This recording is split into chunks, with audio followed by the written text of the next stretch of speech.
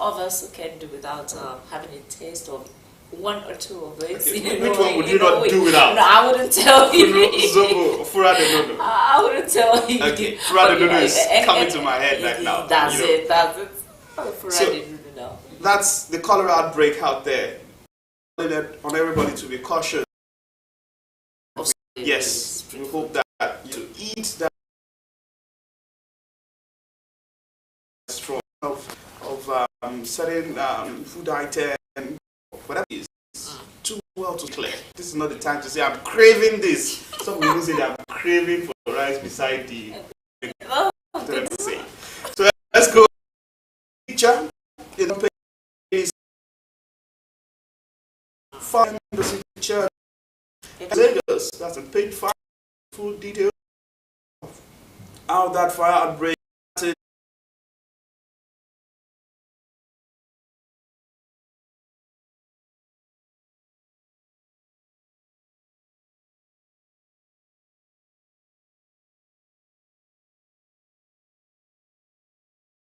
What the Daily Independent has for us this morning. On the Daily Independent, we have this one: CBN year and 21.4% inflation mark unrealistic, may eat 40%. That's according to experts.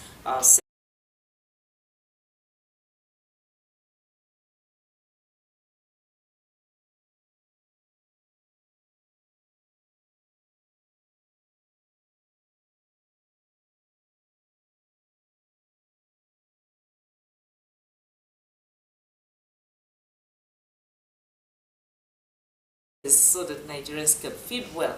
Actually, some of those things contributing to this widespread of cholera now is because people can't afford to eat decent meals. They have to fall back on spoilage, and which is not good. The consequences on the entire nation would not be okay. So, from that, you can find details of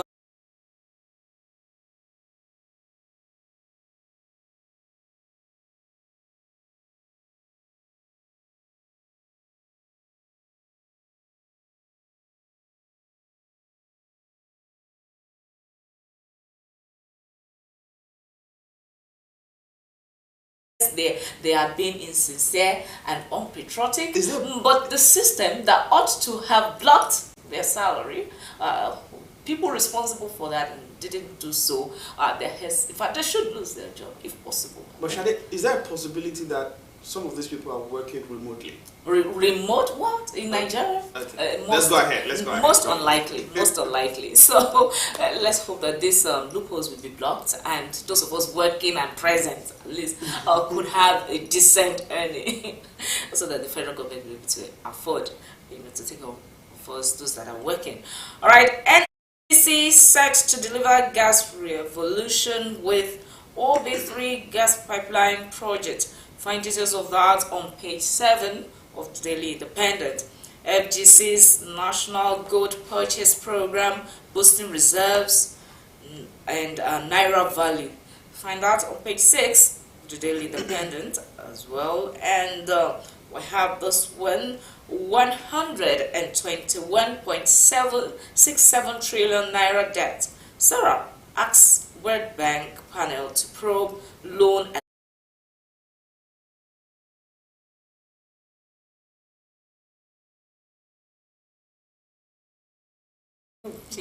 check page 6 of the Daily Independent. NDLEA rates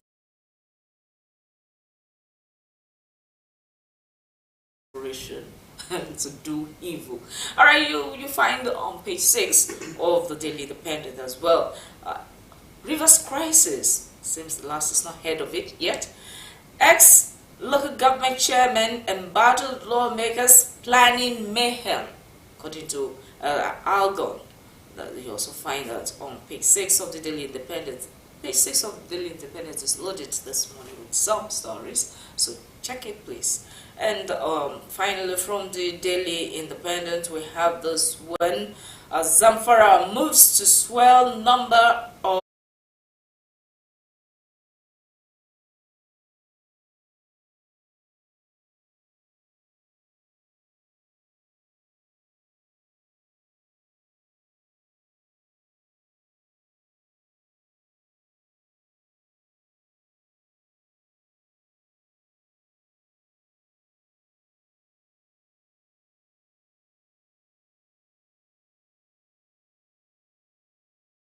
to swell number of non-viable airports in Nigeria, according to analysts. That will be all from the Daily Independent. Let's move from the Daily Independent now to the Vanguard newspaper. The Vanguard newspaper is bringing to us this morning some form of sad reality, and it's leading with this headline with a picture in the front page. It says, textile industry faces total collapse as revival efforts fail. You see, right as to that sector's GDP contribution in steady decline, 96.5% of textile products in Nigerian markets imported. Markets flooded with fake fabrics from China. Enforce Executive Order 003. You have man, labor, tell government. That's the Manufacturer Association of Nigeria. You also find this as part of the writers to that headline talking about the collapse of textile industries in Nigeria. It says FG unveils $3.5 billion revamp plan to create 20,000 jobs. This, we hope that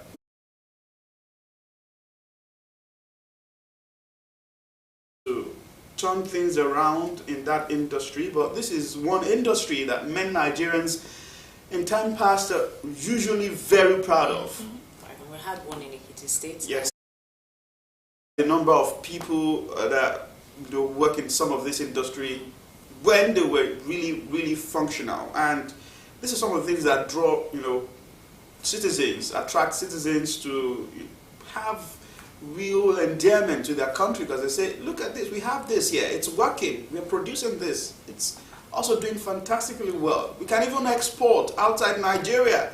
But it's not the case now, and we hope that that case will be reversed to a positive one, where many Nigerians will say, yes, there's this textile industry here, can we get materials and all of that from our own industry. Looking at the volume of O1 that we do and the actual bees that we roll out, per week in the country, even if we had no textile industry, is enough reason for the government to say, oh, if we are spending this huge amounts importing fabrics for all these parties, then let's own one. How much more are we having one and is on the verge of collapse? So the stakeholders should please help us make it a revived one.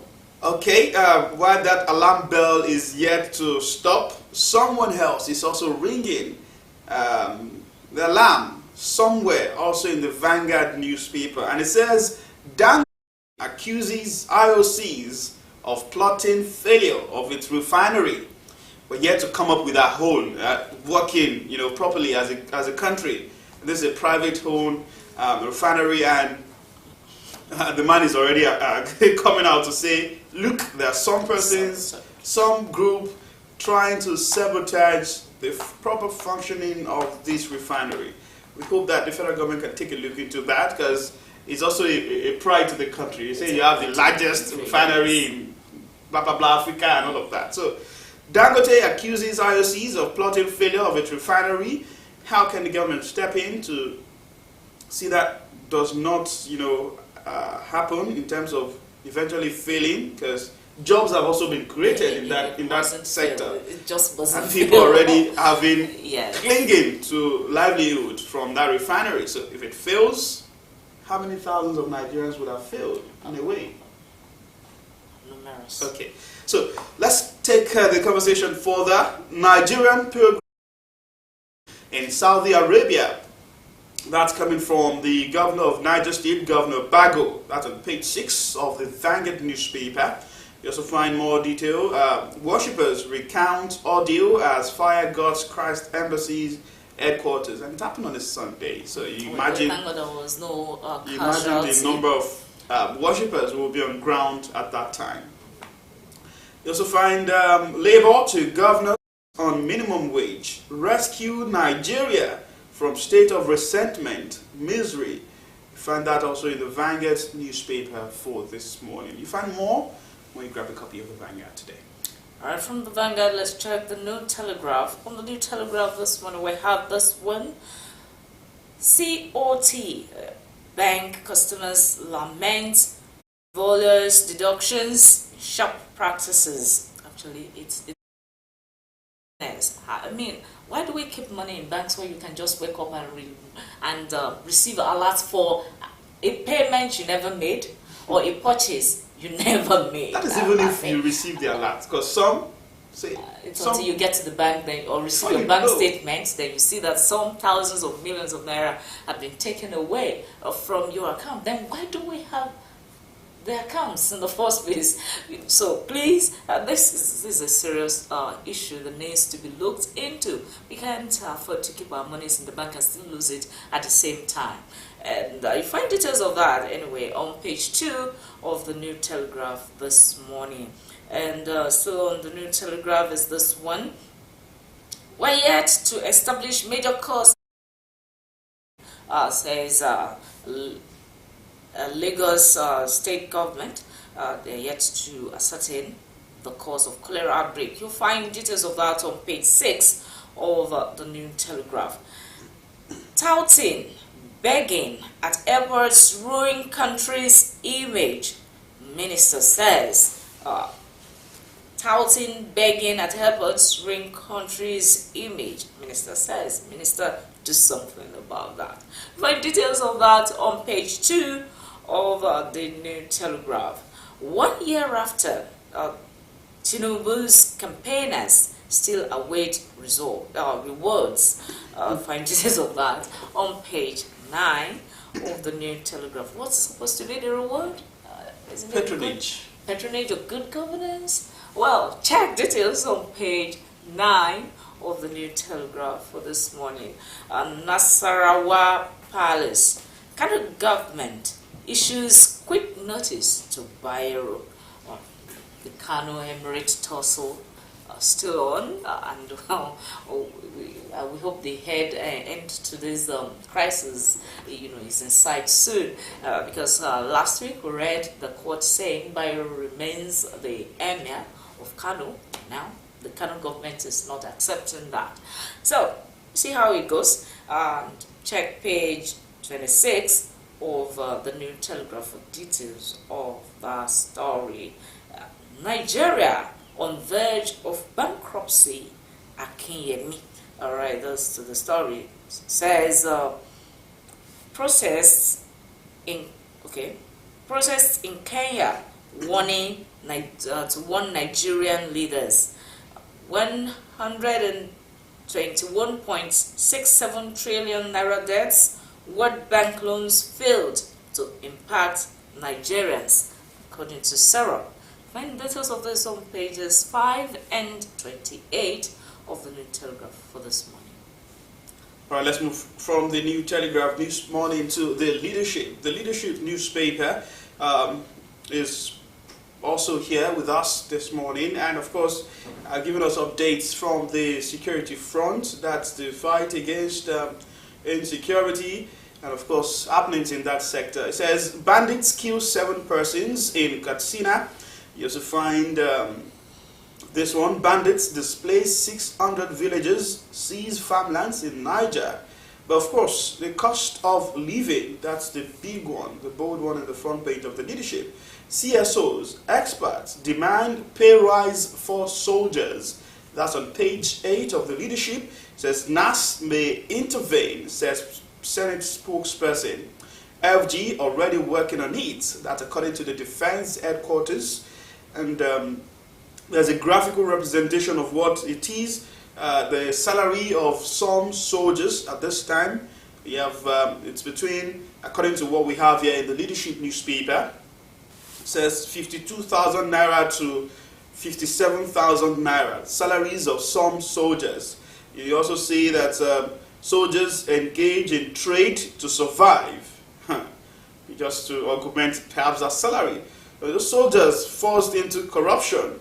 You see, soldiers forced into exploitation. So it's about saying all of this also has a way of impacting their effectiveness when the salary cannot even take them to the junction, and they just have to find a way to augment. So Let's see, now that the Senate spokesperson says the National Assembly may intervene, the federal government say they're already working on it, hoping that these group of people are also ensuring that we can sleep with our two eyes closed, get, paid really for the efforts that they do. But it's a service to the country. Some would say there's no amount of salary that can even complement the job that they do. Sufficient for them to live. Of course, yes. We have to prioritize their welfare. Let's check all the headlines. In the leadership newspaper for this morning, Alake presents gold to Tinubu, says reforms will boost economy. That's on page 21. You can find that paper and read more.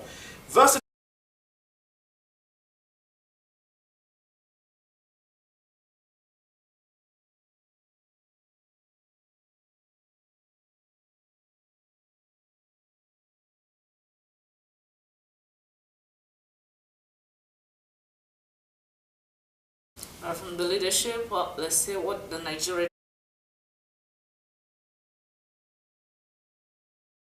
cost to food, bulk products, importation. That's according to report. This is on page 7. Some other newspapers that we've read also is pointing towards that direction. You want to know more? Check page 7 of the Nigerian Tribune.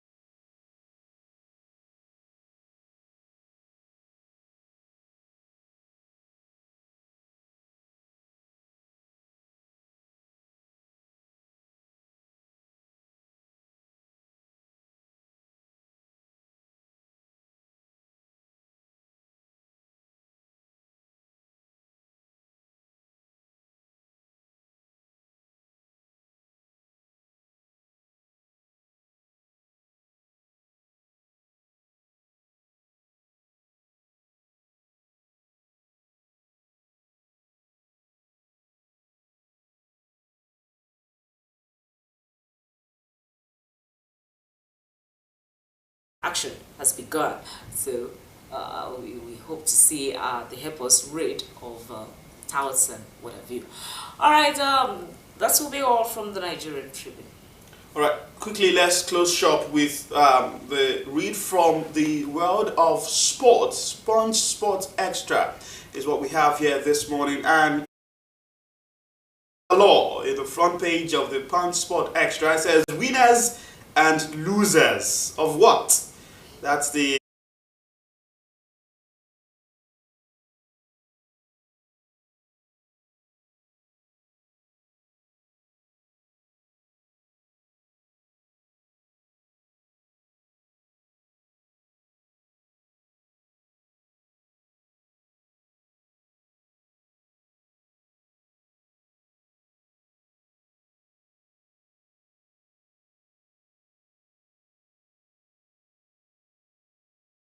this paper and of course more today, and that's about the size of a newspaper review this morning. We'll take a break now. We'll be back with more discussion, taking center stage.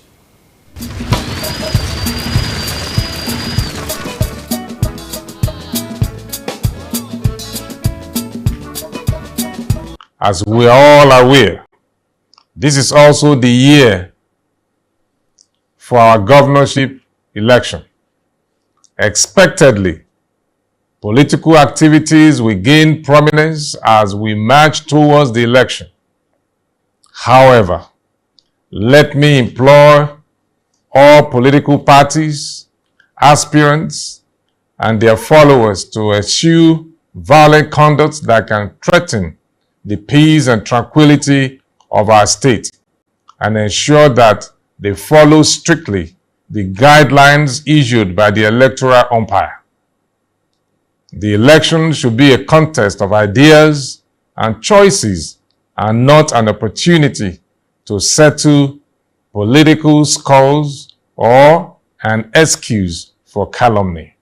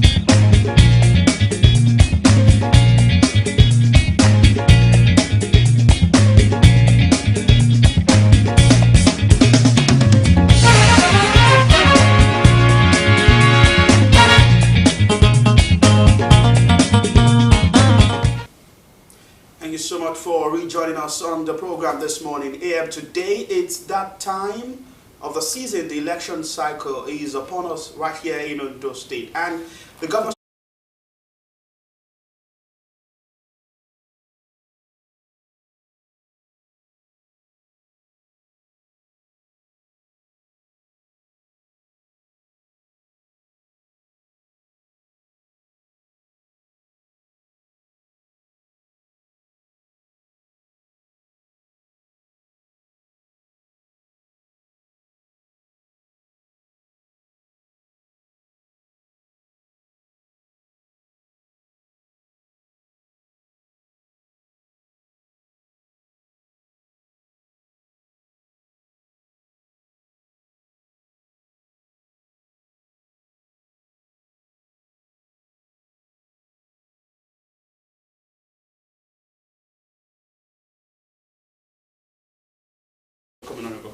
Thank you so much. It's my pleasure to be here this morning. I'd like to know, has the season really started for you in terms of getting down to real work ahead of this election? According to the INEC timetable, campaign, the embargo on campaign, I think has been lifted. So it is now left for us to go back to our drawing board and see how we have to campaign across the 203 wards and the 18 local government on the state so that at the end of it all, victory will be ours. So have you gone to that drawing board, or you're still planning to go to the drawing board? We are at the drawing board already. What's happening there? Oh, you know, politics is just like a game of poker. You don't show your joker until the last moment. So I can't come on here and be revealing strategies for our positions to know what we are up to. But I know by the grace of God, we are at the drawing table. Okay. And we are dotting all the I's and crossing all the T's. Okay. Even as you are not going to be revealing your strategies, but at least it's something known to the public that after the primary elections in your party, there was some dissatisfaction and all that. Has the party been able to resolve and settle all aggrieving members? Thank you. You see, when primary elections are conducted, dust are bound to be raised. And our party has this internal mechanism of resolving all these crises. And to me, which has always been my principle, in every contest, all efforts are always geared towards winning. But the moment the outcome does not favor such efforts, to me, the outcome should always be accepted with sincere spirit of sportsmanship, which is one of the things which some of the other aspirants have displayed. The likes of Chief Olushola Okeyesehan and the host of them, Prince Jimmy Odimayo and others who have collapsed their structure for the governor. That is to show you that the party came out stronger after the primary election. So, since you're the special assistant to Mr. Governor on political matters, safe to say we can ask you this. 16 aspirants under the banner of your party came out for that contest. I know it's done and dusted. Reconciliation efforts are already ongoing. I don't know whether you have concluded on that front, but out of the 16, excluding the governor himself, how many persons from that from the pool of aspirants are now on board to say, look, this is our party. We will work together. Out of the scale of 100%, what do you have to show? It's part of your preparations, really. Yeah. You know, in life, you don't go to war with a divided army. We have put our house in order. Out of the 16 aspirants, excluding the governor, I think about 14 of them are with us, are fully with the governor. Except the likes of Honorable Bunga Edema, who opted out of the party and I think is the flag bearer of NNPP. So with that, I believe we are good to go. All right, let's now get to critical issues. As the election is approaching, what are the key issues your party is focusing on heading into this election? Those who know the governor very well will know him as a calm and a peaceful person. And he has said it in different fora that he adores violence. Tawdry is out of his style of politics. So we will go out there, we will campaign, and I know by the grace of God, we will come out victorious at the end of the election. Even as you're hoping for victories, considering the situation of the country right now, and knowing fully that your party is at the ends of affair in the nation, and most Nigerians obviously are not having it fine. Don't you think that could impact on your campaigns in the state? You see, that one cannot be ruled out. Even we ourselves, we are Nigerians. We feel it, but we know that just like they said, Rome was not built in a day, but it's starting. Change is a gradual process, and it always comes with its one or two inconveniences, which is some of the things that we are experiencing in the country. It's not only in Nigeria, I think it's all over the world. So how do you intend to balance the local issues, the national issues, and of course, in your campaign messaging to the people? To be frank and sincere with you, I know it's going to be an Herculean task. but we will try our best. All right. So, Mr. Smartobodubi, let's move this conversation forward, because one critical area when elections like this is upon us is the grassroots.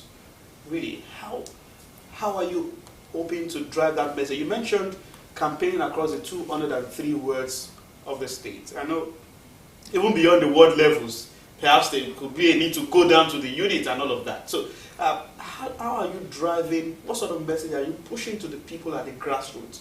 Or what plans do you hope to set in motion to get really to the grassroots? Because some say when you get to the grassroots, the votes are also there.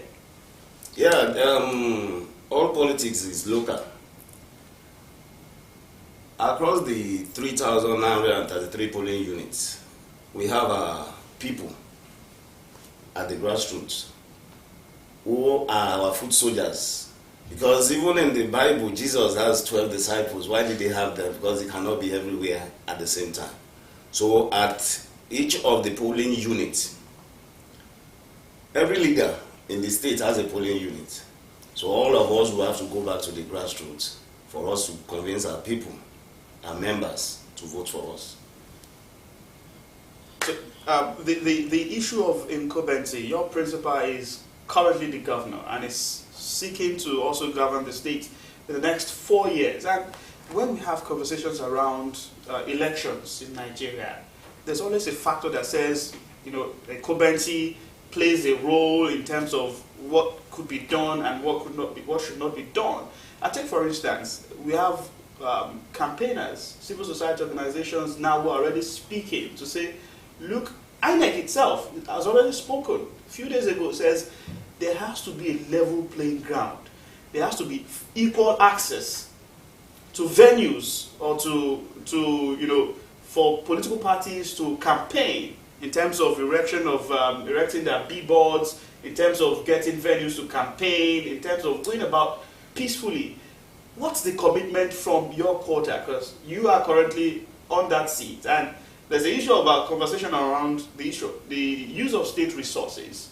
How are you planning to toe the path of transparency and accountability? Because election is for your party. The state is for the people, really. You are right. But we, as a party or as a government, will not rest on our horse. We will go all out there, campaign, not solely relying on the power of incumbency. Because we have seen it here in the country where power of incumbency also failed. We have the likes of the former president, Dr. Goodluck Ebele Jonathan. He was a sitting president. And we in the APC then, we ousted him out of power. But we as a person will not rest on our horse, banking on the power of incumbency.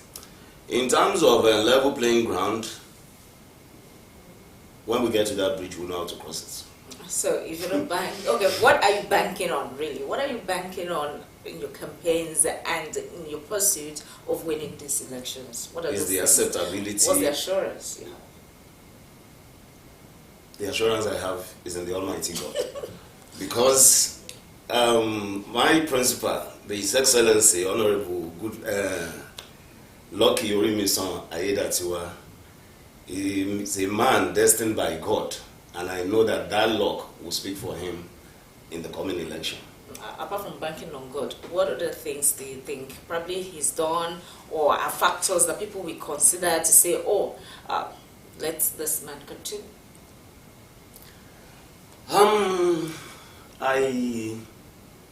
When you look at it all, in Ondo State, APC is the party to beat. All other parties are, let me say, they are small parties. When you look at all the political gladiators in the state, presently all of them are with us. And with all of this, I believe that victory will be ours at the end of the day. I'm very optimistic of that. All of them are with you in what sense? I mean, we've seen the others campaigning too. I'm not saying they are not campaigning, but we are a party to beat. Let me put it that way. Honorable Smart Omodobi, you are also the Director of Administration of the All Progressives Congress in Ondo State. I'm also seeing a poster here in my front that says you also tried to contest in 2023. Am I correct? Yeah. For the Ondo State House of Assembly. Yes. So, in a way, you have a mixture of being somebody on the field and also being involved in party affairs. You see, thank you very much for this. Which is why I said earlier that it has always been my principle that in life, in every contest, you always put efforts geared towards winning. Yes, I was the pioneer administrative secretary of APC in Ondo State till I became the director of administration. I participated in primaries in the party 3 times. I lost. Not because I didn't know how to do it, but because I have so much belief in what we call party supremacy. But here I am today. So what lessons, really, because that's what the conversation will be now, what lessons do your party, has your party garnered over the years, particularly from the last election? The last gubernatorial election was in 2020. What lessons, your party I know must have sat down in a way. What lessons have you identified? Perhaps the shortcomings from that election? You won, really, but there must be takeaways from that election heading into this one. As the Director of Administration, what are some of the things you've noticed? To me, and which is some of the things that I always give our party members grievances after the primaries. There is no perfect primary anywhere in the world. Let's be objective. Why can't there be a perfect primary? Because, you know, even Obasanjo, the former president, said it sometimes when he was in power.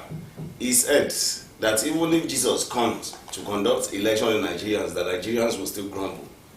So, my appeal, which I know under the leadership of His Excellency, is that we will always conduct a free, fair, and transparent primaries in future elections. Free, fair, and transparent election is a promise that you are giving. But looking at the minds of the electorate, you know, the electoral system has so much been compromised, not just even by politicians, but even by electorates who expect politicians to bring, you know, something, you know, vote buying and all those things. What effort is your party making to make sure that we do not have this occurrence in the next election? Just like you yourself, you rightly said, that the problem majorly are always with the electorate. If there are no sellers, there won't be buyers. If there are no sellers, yes, there won't be buyers. So, and if there are no buyers, there won't be sellers. There won't be sellers. So, you see, like what somebody said a very long time ago, and I think I agreed with him. He said the problem of Nigeria are Nigerians themselves. Because most of the things, their civic responsibilities, they will do it because of money. So, as a party, you have a responsibility to also, just like INEC is talking about voter education, civil society organizations are talking about voter education. As a party, don't you think you have a responsibility in that light to also get to speak to the people on what to do and what not to do in terms of educating them about the process? You see, you can only take a horse to the river. You can't force it to drink water. You will see, I do see people. I, as a person, I have never collected money to vote in any election. I vote according to my conscience. As a party person, I've never voted against my party. You will see people saying that, no, it is any party that gives you money that I have to vote for. We do hear that. I don't think this is the you told the line, because that's what the people want. It is the people. We must do their wish.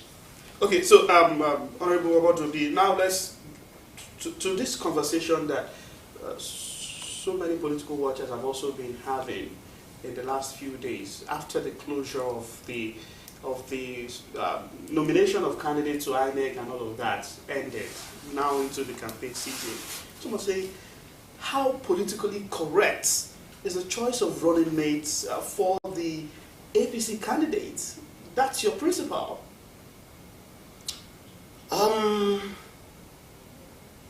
That is his constitutional right to choose whoever will be his running mate. It is beyond me. There must have been some qualities he saw in the person picked, that is in the person of His Excellency the Deputy Governor, Chief Olade Adelame Emena. He's a grassroots politician. So I know the governor must have a reason why he decided to pick him as running mate. You are the special assistant to the governor on political matters. That responsibility also falls on you in a way to talk about the correctness of this choice to the people, because you'll be having political conversations. A lot of persons perhaps have even come to you and complained that, look, perhaps this step is not politically correct.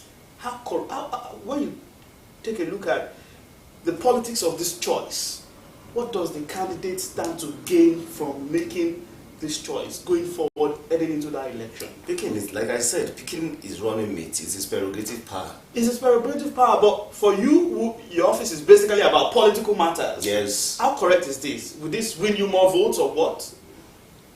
It will win us more votes. In what way? Hmm? In what way? Because some say there are existing structures in the states, quote and unquote, the principle of rotation and all of that. That was a gentleman's arrangement. Do you understand me? The issue of rotational whatever is a gentleman's arrangement. Do you understand me? The governor knows the reason. Because, for example, everybody knows that the governorship ticket has to be zoned to the South Central District. Definitely, the deputy governor can come from any part of the state. What has been the tradition in previous years? You've been well on ground in the politics of Ondo State for a long time, for a while. What has been on ground, and what is currently happening in your party at this time?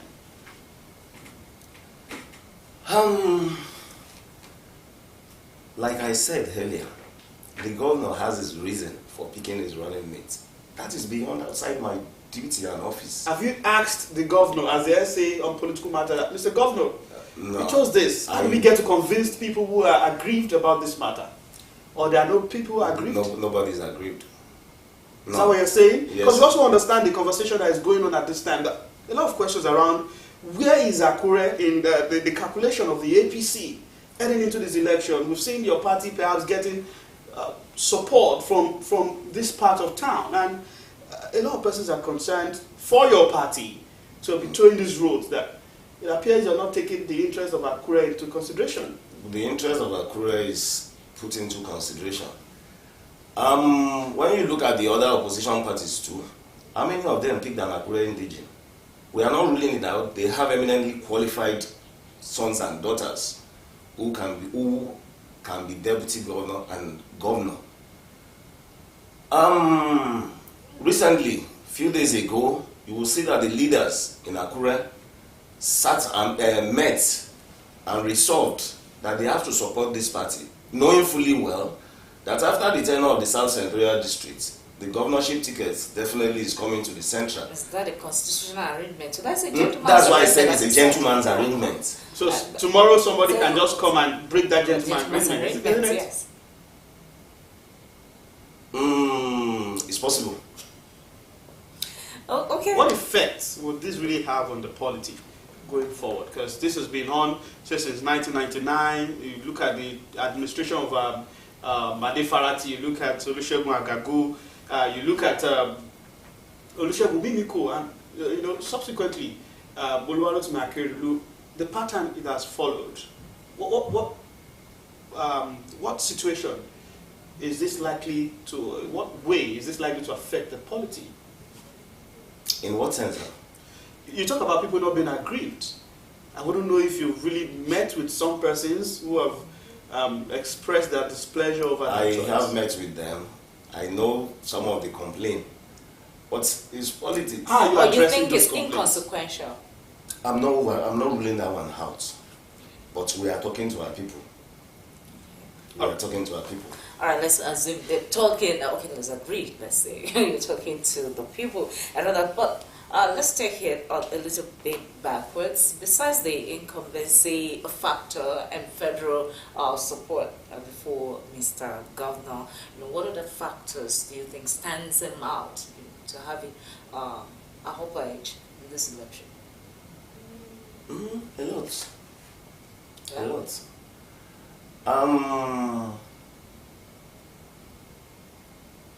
Everything is in his favor to me for him to win this election. And I'm very, very optimistic that with God on his side and with hard work, going all out there to canvass for votes, I am very, very confident that he will definitely come out victorious. Honorable, I just wanted to switch places now with the electorate just for a moment. Just assuming you are an electorate. What are the factors that you say, oh, because of this, I'm going to cast my vote for His Excellency? I as a person, just like the Bible said that nobody gets anything unless it's given to you from above. Looking at the way, the manner in which he emerged as the candidate of the party or as the governor of the state, you will see that he has been divinely destined to govern the state. So, I as a person, there are a lot of qualities I see in him. His calmness,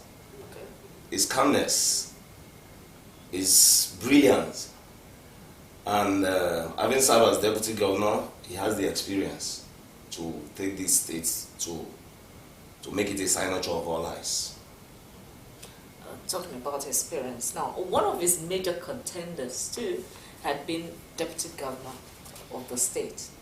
So if you're talking about experience and all that, don't you think there could be what exactly that there are things that people would want to cling to, to say, let's say sentiments now or realities, the things he's done that you think would actually stand him up. We just wanted to tell the electorates. Thank you, my dear sister. I can only speak for my party. I can't talk about that of the opposition, People's Democratic Party. To me, His Excellency, Honorable Lucky Orimesona Aiyedatiwa, has what it takes to govern this state, like I said earlier. And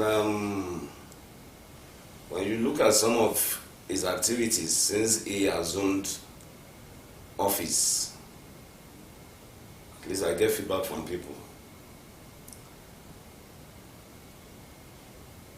Feedback such as? Impressive feedback from the electorates. Because I myself, apart from being his essay, I move around the streets to hear what our people has to say. So what would you refer to as perhaps the best decision the government has taken so far that has resonated with the people who you say you move around and you get their pulse? Now what are some of... The decision the governor has taken so far since he got to the leadership of the state that has really resonated with the people, and the one that a lot of persons have been saying, look, give it to Mr. Governor. What are the feelers you're getting? Oh, a lot. A lot. Now, we want you to itemize them in terms of 1, 2, like that. Instances. Number one was, like some of the parents do tell me, the reintroduction of the free shuttle buses. When you look at some of these electrification projects, those on these, there are times I do drive around Fuashaye axis. Look at some of these solar lights being installed. That of Agagu, this Agagu road, on Ondo Road. So most times I get feedback from people that they are impressed about this. I'm seeing a development in your party. It says Ondo APC lifts suspension or lifts ban on some members. That happened just recently. What informed that decision? I myself, I read it, and there were some, to the best of my knowledge, probably they were involved in anti-party activities. and were suspended from their wards. So, because we don't want to go to the contest with a divided army, we have to put our house in order. Probably that's what necessitated that. So it's a case of, okay, we need everybody on board. We need everybody on board, because the more the merrier. Politics is a game of number. But some say even if you have the more, there are times that the number does not really matter when they are working at cross purpose. Because some say you could have, just like you mentioned, anti-party activities. Some could identify with you, and in the real sense, they are working against your party. How do you get to screen this shots in a way?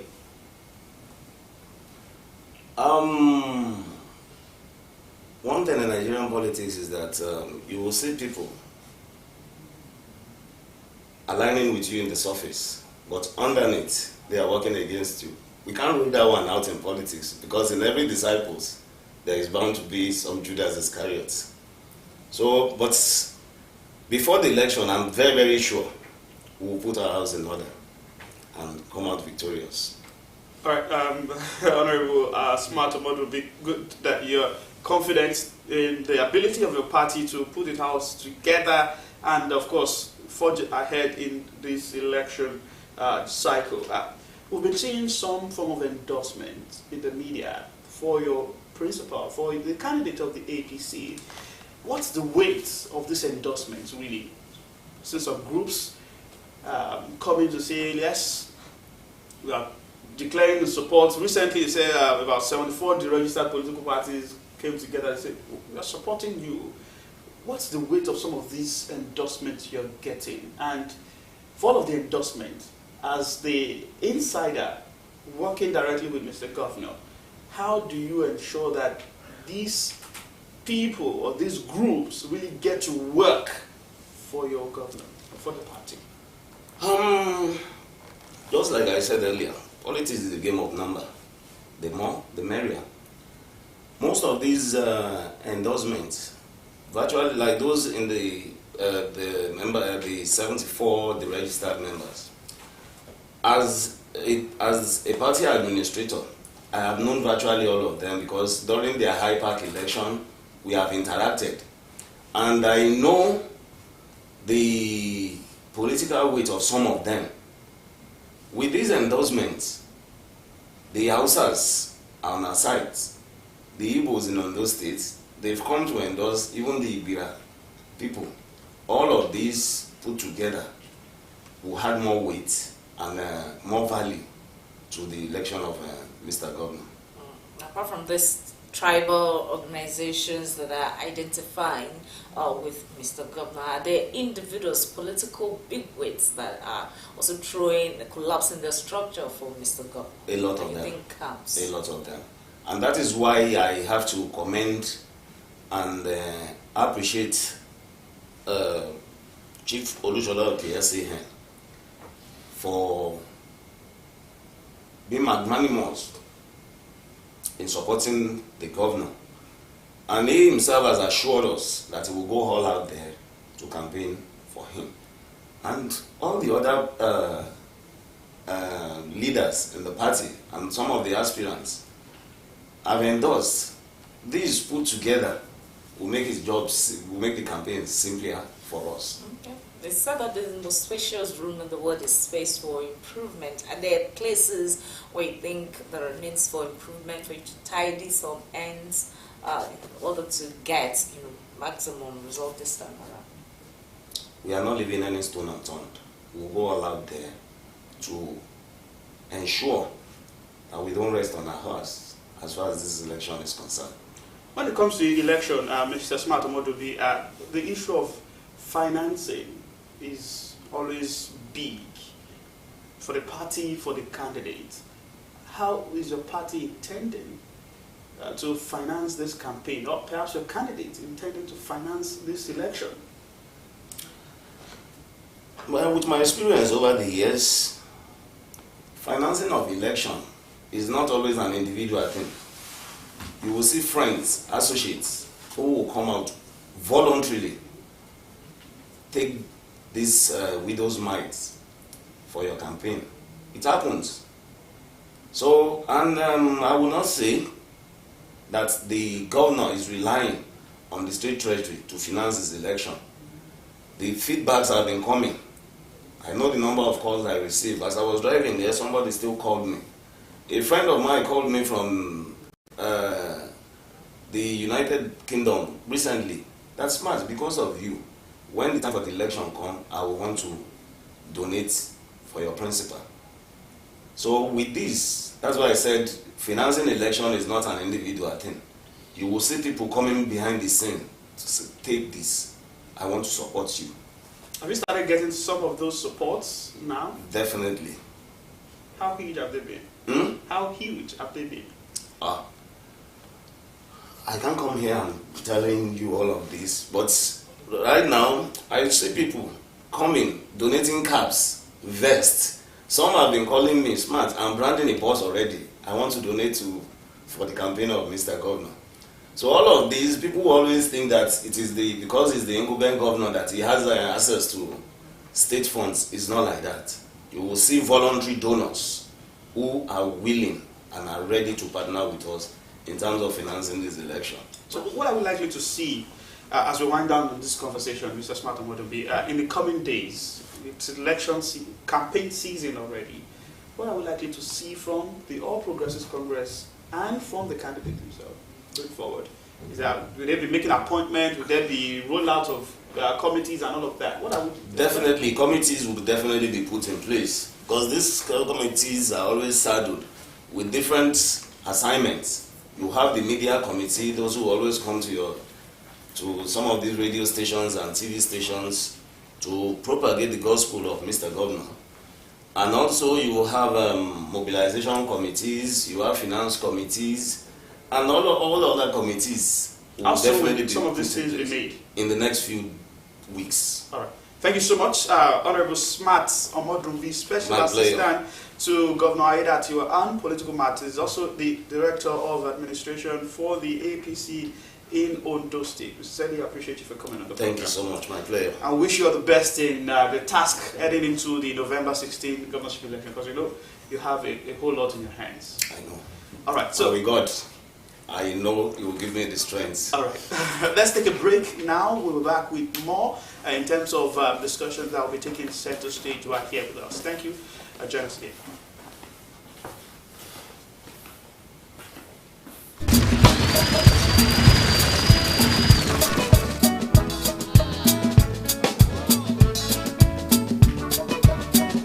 As we are all aware, this is also the year for our governorship election. Expectedly, political activities will gain prominence as we march towards the election. However, let me implore all political parties, aspirants, and their followers to eschew violent conduct that can threaten the peace and tranquility of our state and ensure that they follow strictly the guidelines issued by the electoral umpire. The election should be a contest of ideas and choices and not an opportunity to settle political scores or an excuse for calumny.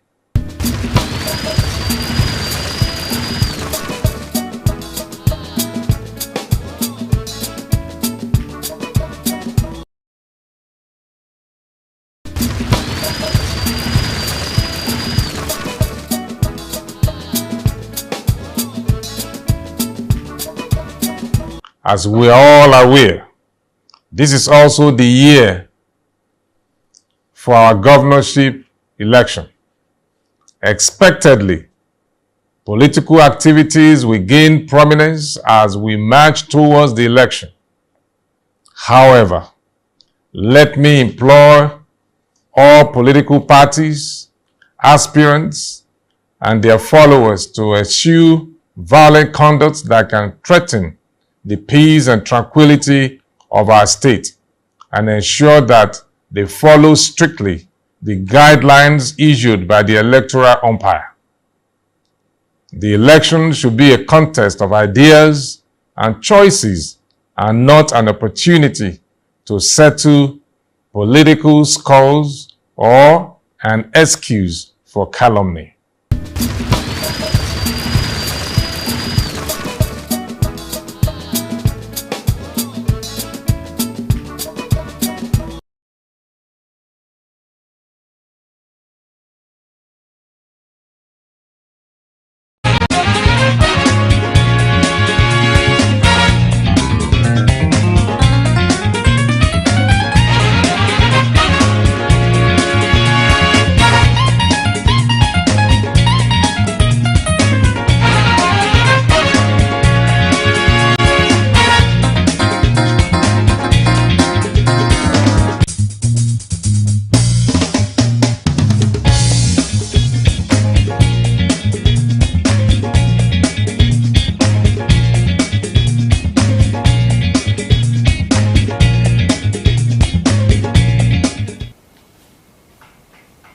Thank you so much for rejoining us. Still here today on Osrc television, and the second leg of our conversation this morning is what we'll be having with the Director of Media and Publicity of the People's Democratic Party, and we will also be spotlighting the preparedness of the PDP heading into the governorship election in Ondo State this year. And we have Honorable Leye Igbagbo joining us on the program this morning. Honorable, good morning, good to have you. It's my pleasure to be here. So, safe to ask directly, how far so far with the preparedness of the PDP for this election? Yeah, thank you very much. I'm glad and I'm delighted to let you know that PDP is prepared, fully prepared for this assignment, for this voting assignment. We are fully prepared. And when we're talking about preparation, it's not just preparation by mouth. It's preparation in the actual sense of it. You know, this election, starts from the delegates, to elect the candidate of the party, and the party primaries itself. Then from the party primary now, submission of names, then the campaign stops, So we are prepared in that during the delegate arrangement, it was superb. And then I'm glad to also inform you that our primary election has become the model for conducting primaries in democracies. Now, Who gave that endorsement? No, it's public endorsement. I mean, I'm sure you were there. You conducted a survey for that? Yeah. From the feedback we had from the public, even the other parties are even saying it when they had their own, in a rough manner. They said, can't you look at PDP? Can't you see the way they conducted their primary election? That's to show the preparedness of the party. So it showed, there was transparency, there was credibility, there was acceptability. And so we are fully prepared in that you cannot, if you are saying you are preparing for a thing and you did not, do the foundation very well, you know that there's nothing that can stand on a faulty foundation. So I can tell you, with my shoulders high, that we prepared, we conducted primary elections that was credible, that was acceptable, that was transparent, fair, and free. So it has become a model, from the feedback that we're getting from the public. All right, Honorable Leye Igbagbo, why you say the primary election was conducted and it has become a model and all of that, but some say perhaps your party is also in a way falling apart, because at aftermath of that primary election, we've seen, I can remember now, an aspirant in that particular election who has left your party, who says he's joining another political party. And when you talk about fully preparing, it's just like our earlier guest mentioned, it's about having everybody on board. But in this case, we've seen an aspirant say, look, I'm also going away from this party. Thank you. A minus to your preparation? Thank you. You are a journalist. You do investigative journalism, okay? You can also attest to the fact that the primary was conducted fairly and creditably, okay? Now, there's a difference between falling out and, having ambition. You cannot, hinder somebody who's ambitious, whether inordinately or importunately. That's an ambition. You cannot ask somebody not to further his ambition if he feels that he couldn't get it in a particular platform. So those who left, an aspirant who left in a party, thought that he can also pursue his ambition somewhere else in another platform. So and when he was leaving, I'm sure he did not tell you that he was leaving because the election wasn't transparent or credible enough.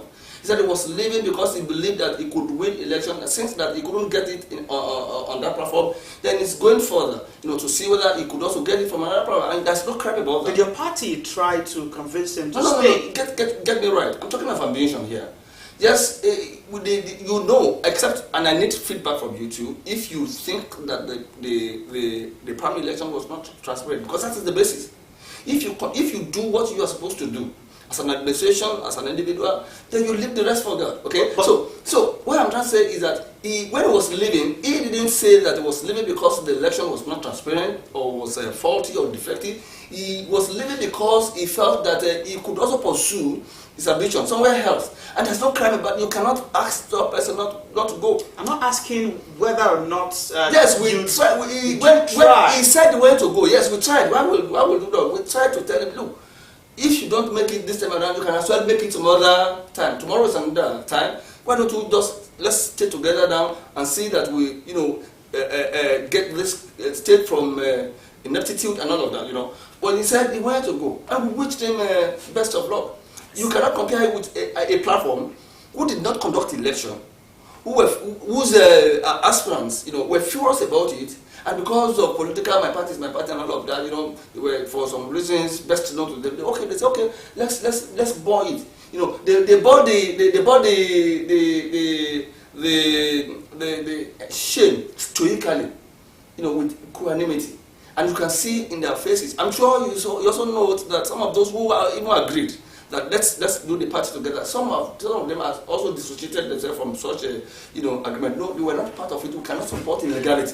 So there's a difference between legality, and somebody having ambition. If you have an ambition, nobody is going to stop you from pursuing ambition. When we get to the bridge, you will have to cross it. For someone having a vision for some people having a vision and still deciding that, okay, against my vision, I'm still ready to be in the ship so that we can sail, to our destination. And to a team that some say, I have a vision and I will no longer move with this team to sail the ship to destination. There is a huge difference between the two. Yes, they were aggrieved, but there is a reconciliation. But in other words, that in the other team, there is a disagreement and there is no makeup. The break-off, wouldn't it affect, the kind of support you are supposed to have at the post? Now you will agree with me that it is good for somebody to bear his mind open. Look, gentlemen, I thank you for the opportunity you have given me to contest under this platform. But now that I'm not able to make it, let me try other platforms. Don't forget that this election is between parties and voters. Sure. There are differences between, aspirants and voters. Okay, we are dealing with voters directly, and voters are responding to us positively. So now I'm coming. Okay. I've not answered this question. I'm just trying to do perambulation. Now, in this case, there's a difference between somebody who felt that the platform did not accommodate his ambition. He couldn't make it because it's a contest. Somebody must win, somebody must lose. He had lost, and he felt that still had opportunity, to move to another platform to try the ambition. That's not crying about that. But you cannot compare it with somebody who's aggrieved. There's a difference between reconciliation and compulsion. Okay. How do you judge that? I'm coming. It's you that you should know as a journalist. That you should know somebody who's compelled to act in a way that he did not want to. It's different from somebody who was given, free will. There has not been a report of compulsion. There is. If there's not a report of compulsion, you understand that even, I told you that, we have, I don't want to mention names here, okay? But I'm sure as I speak, you understand what I'm trying to say here. Now, a particular aspirant said he was collapsing his structure. They call it structure. Yeah, structure, yeah. It was collapsing his structure, with another one. Those that make up the structure came out later to say that we are dissociating ourselves from such an agreement. We are not collapsing this structure, with the other one, because we cannot stand illegality. We cannot fold our hands and allow such illegality to stand. So you can see that it's an uneasy camp there. There's an uneasy camp. But in our own case now, we are okay because we know that we have reached the other one. Best of luck, and I've told you there's no crime about doing that. To the PDP now. Those ones that are there now, they're not happy. They are aggrieved. They are compelled to do it because of powers that are beyond. I'm sure one of the aspirants told you those days when he was pursuing his ambition or his grievance in the court of law. He said he was under pressure to do act otherwise, and he was pressurized, to act otherwise, and he acted against his own conscience. For sake of time, Mr. Leigbo, now let's talk to the issues. What are the issues or the key issues your party will be pushing forward or focusing on in this election? The key issues is good governance. Because what really matters in governance is that life must be made abundant, for all. There must be abundant life, there must be meaningful life. As I tell you now, as we speak right away now, the people of Ondo State are in a state of squalor, disease, affliction and infliction. They are in a state of despondency, in a state of predicament, and a state of awkward melancholy. That is the state they are here now. They are depressed. They have been dehumanized, a state of degradation, dehumanization. That is what we hear now. Disease, things are not working well again. You can imagine that a lot of people are shouting, when they see their representatives doing well, they will ail. That's the people who say, this time around now, Ata is crying. There's a big power, and I joined a lot of people to also exclaim that a big power, because there's hunger, palpable hunger in the land. There's starvation, there's death. So what are you telling the people? So what we are telling the people now is that, look, you have seen PDP in governance, you have seen APC in governance. The choice is yours, because we are not going to. We are telling them this is an opportunity for us now to tell them again that, look, you must be decisive in your action now. Don't allow your votes to be bought, because those who are buying, I'm a little bit worried.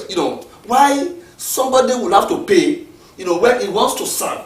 You should understand that somebody who's giving you money is paying you, is investing, and definitely will get return on investment. So what we are trying to say is that you have seen PDP, operating. You have also seen APC. You can see the difference now. Now, during the time of PDP, just human beings, human organizations, human structures may not be perfect, but you do comparative analysis, okay? Now, during the time of PDP, everything was doing well. The amount, the price of common, daily needs, gari, ewa, tomato, and you know what we are facing through now. Those issues are not Ondo State-made issues. Yes, but look, in Ekiti, that's very close to us here. The government and the chiefs, those in power, they are trying to moderate the pricing. You understand that? You can agree with me that even in Accra here, we have a lot of exorbitant price higher than those in our neighboring states. So you understand that Ondo State is negatively, greatly affected in this scenario. So what we're trying to say is that whatever the case may be, what really caused all these things is because of negligence, ineptitude of government. If the government, has tried to put some things in order, that's what we are trying to do. We are going to put things in order. Why is it that this country, this state is full of fertile ground. I was looking at the back of my house, just this yesterday, and I saw some weeds growing, at the back of the wall. Back of the wall, not on the ground. It's showing I was amazed. It's showing the fertility of our ground here. So what we need is government support. And government is not supporting it. You see, in this our farmers, even our mothers, they are very enterprising and industrious, okay? They are strong and energetic. What would they need is government support. You will agree with me that in these all these empowerment and all those things, they are fake. They are lopsided. They will use another person, their cronies, to obtain what's to be given to normal, real farmers. That's why there is a scarcity of food. That has to do with ineptitude in governance. That's what I'm trying to arrange as soon as we get to the government. Has your party started campaign really? Yes, campaign has started. What mode of campaign are you going with now? Because I know that perhaps you want to. I'm not going to tell you our mode. Nobody reveals his strategy, okay? But I can assure you that campaigns have started. You just about I think to this morning now. Last week, Friday, right? The party has been inaugurating a lot of committees, to take charge of these campaigns. I'm sure our youths last Friday, came together, inaugurated themselves, into committees that would, act, work and campaign. What mandates do these committees have? They have the mandate to campaign the gospel of PDP to the people, to tell them the difference between PDP and APC, to tell them that they should not make the same mistake, to tell them that they should not collect money to mortgage their future. That we are seeing now. We are seeing the result has come out now. We are looking for another result now. We are asking them to be circumspect in their actions so that they don't bury their future again. We can't continue this for my dear brother. We cannot. So that's what I'm trying to say. So we are managing our resources. We are managing our human and material resources to ensure that we record success. To advocate, to let people know the difference. I'm sure they know. We have little campaigns to make because they can see. I mean, Yoruba, they can see them by themselves, and so we just need to encourage them. What we need to do is to encourage them that they should be of good courage. That this time shall pass, and the sun shall rise, and I mean, rise again. Mr. Lehi, part of the preparedness you mentioned, taking us back to the primary elections and all of that. Right. Would you also say the choice of running mate? You are from a federal local government. Right. Why didn't your party or perhaps your candidate pick a running mate from your local government? Are you agreed? Why did my party not pick somebody from Ondo West? Why did my party not pick somebody from Akoko Southwest? Why did my party not pick somebody? So why did your party pick? The person we picked is a member of the party. The party has a choice and has a right to pick from any of the party members. How did you get to that stage? No, it's a true consultation, permutation and all of that. And we agreed that, okay, this is what can can fly this time. And I can tell you that the competition is very fantastic and it's going to be great. I can tell you that it's going to be marvelous and the result is going to be, magnanimous. So managing expectation is one thing. As we close this conversation, right? From supporters, some would, they like it's in the local parlor. They say carry the candidate for their head and all of that. Right. For your party and your candidate, how are you managing the expectation, the excitement of your followers to see that, look, the rules of engagement are strictly followed according to the law? You have to look at it from this end. In a primary election, it was violence free. It was smooth. Right. So the money shows the day. There was no brigandage. There was no hooliganism. There was no act of distortion of violence of any kind. The party that are used to such things. So you can deduce from that we are a party of decent, assured presence, and we coordinate our people. We are managers, coordinators of people and human resources, and we ask them to conduct themselves in an appropriate manner because that's what the leaders do. That's what they do. It's what the leaders do that the followers will do. You understand? Even during the APC primaries, you see that there are some people that are tearing billboards meant for other aspirants in the same platform. In our case, it wasn't like that. So you should be able to understand from that that we're assured politicians. What we're asking is that we want to serve the people. We are not violent about that, and we're not saying that it is by fire, by force. We are saying what we are made of, the stuff we are made of, and they are cooperating. They are cooperating with us. It's different from those who knows that they have nothing to offer, and the next thing to do is to force themselves into the people, and say by fire, by force, I must govern you. You can see it in their own way. You're saying so much as if your party is saintly, but no, tell me. But most Nigerians will let you know that the kind of politics we practice in Nigeria now is as laid by the PDP. And all that. By the PDP. No, it's not. The things that you can see. What I'm talking to you, I'm not talking from the moon. I'm talking, from Ondo State. You are from Ondo State. You are here. So you can understand what's going on there, okay? So you know that what I'm saying is serious, nothing but the truth. Thank you so much, Mr. Lehi Igbagbo, the Director of Media and Publicity of the People's Democratic Party, speaking to us on the preparation of the PDP heading into the election come November 16. It's a long time, about 4 or 5 months, intense campaigns, and wish you all the best. Thank you very much. Thank you so much for coming today. Thank you very much. It's my pleasure. This is where we draw the curtains on the program this morning, bringing to you discuss that really matter to you at this time. My name is Sahid Aribisala. Wednesday is another edition of AM Today. Do well to join us then. Yes, it's a brand new week. As I often say, go out there and show up for yourself. Do your best. I'm Falashadi Okidon.